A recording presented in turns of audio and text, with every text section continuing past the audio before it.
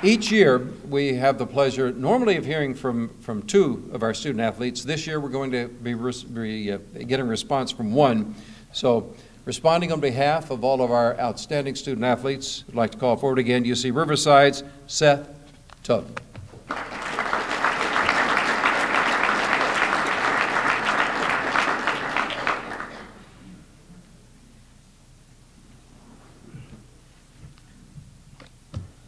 Wow.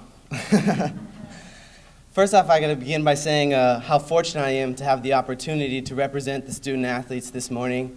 Listening to that list of names and accomplishments was overwhelming, and to get to stand up here as a figurehead is really quite the privilege, and I'm honored by that.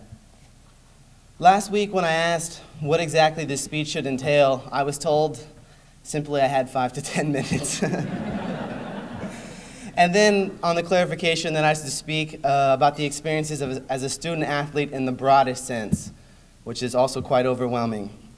And as I was sitting in an ice bath last week, frozen and overwhelmed, trying to juggle a term paper, preparing for the speech, and also preparing to open my outdoor track season, I realized in that moment that just getting here to this stage is really representative of the student athlete experience. But I don't want to talk about the balance that it takes to be a student athlete. It's a balance that's represented by a small little piece of punctuation, student-athlete. Let me tell you, small piece of punctuation, big responsibilities. But nobody wants to hear me talk about grammar this morning.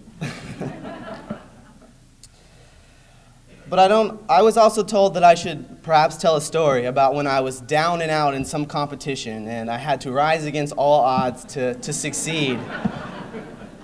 And unfortunately, I have yet to have an inspirational Michael Jordan quote or dramatic theme music pop into my head in the middle of a competition and propel me to greatness. So I won't talk about being an athlete this morning. I actually want to challenge us this morning.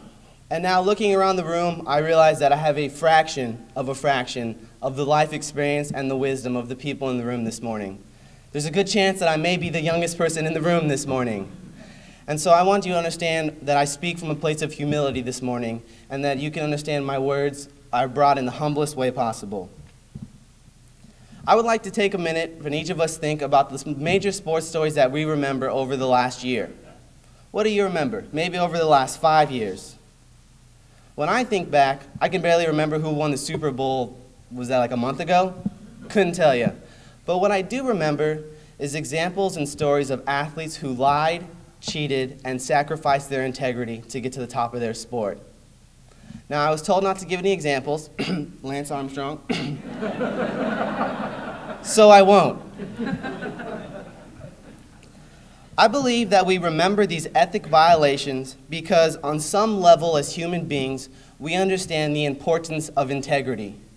Now, we all might call it by different names in this room. Some of us might call it karma, some of us might call it our conscience, or God, or quite simply common human decency. But whatever it is, we as a society recognize the importance of integrity. Growing up, my parents called it the decisions you make when no one is looking. Which is A, nothing like how my parents sound, and B, quite a terrifying thing to tell a child. The internet defines it as a consistency of actions, values, methods, measures, principles, expectations, and outcomes. Now, I thought that was pretty heavy for Wikipedia, and it bears repeating. Integrity is a concept of consistency of actions, values, methods, measures, principles, expectations, and outcomes. One thing that I would like to add to the Wikipedia page that I think it's missing is that integrous people integrity doesn't happen by accident. People whose character is marked by integrity, their decisions are deliberate and intentional. This is because our integrity is tested on a daily basis. My entire character is thoroughly examined every Tuesday when I step into the weight room. Let me tell you, distance runners, we have this weird allergies to weight rooms. If you asked me to go on a 2-hour run with you right now, I would be ready to go as soon as I could rip these dress pants into some nice running shorts. However, if you asked me to lift weights, I would probably shriek in terror. And every Tuesday, more or less for the last 3 years, I go into the weight room and do a set of front squats with our cross-country team. And somehow, despite having done these every Tuesday, more or less for the last 3 years, they have not gotten any easier. First, my legs get tired, and then they kind of start to burn a little bit, and then the burn becomes a full-on inferno in my legs, and my face turns red, and my legs start shaking, and everything inside of me wants to cut my reps and put the rack back on the bar right where I am. And you see, with my whole cross-country team in the weight room, when one coach, nobody is counting my reps. I could do 2 reps and put it back on the bar and call it 5, and boy, would that feel a lot easier. And in the moment, that'd feel pretty good. No one would know, and as we so often like to say, no harm, no foul. But I believe there is a foul, because the squat rack allows me to condition my physical body and is also an opportunity for me every week to condition my spiritual body, to condition my character. And I've made it a point to be intentional about doing all my reps in the weight room, no matter how tired or how heavy or how crazy I think our weight room coach is. I'm going to do all my reps. And I hope that this intentionality in the weight room will play out in other areas of my life. As a student athlete, as a college student, I have bubbled thousands of Scantron bubbles.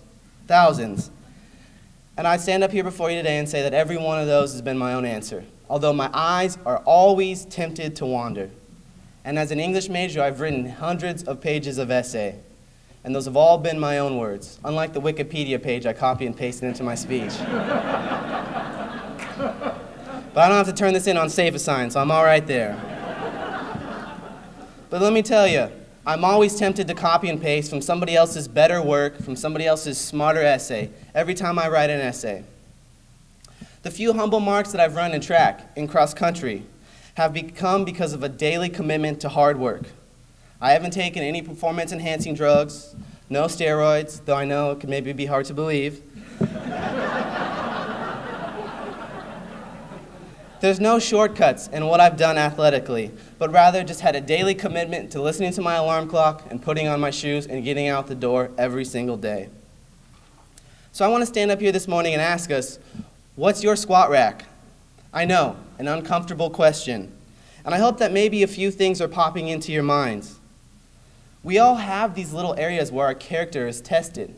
And it might seem trivial, squatting. But I've learned that these little areas, if we can be faithful to doing our front squats, if we can be faithful to being people of integrity in the small decisions, when we are presented with the big decisions, we can continue to be people of integrity. As I look around the room this morning, I see a lot of very important people. Presidents, CEOs, chancellors, directors, coaches, captains, movers and shakers, the people that lead the Big West. And right or wrong, the people in this room have been called to a higher standard of integrity. Because when you're leading, you have people following in your steps. We're just required to a higher standard. And every Tuesday when my breathing gets heavy and the weight feels impossible to squat one more time or 2 more times, I don't do the reps for myself. I do the reps because as the team captain of my team, I want to set an example for the people around me. And I hope that in being integrous in a small area, I can contaminate my team. And as terrible of a connotation as that word has, I want my team to be contaminated with good character.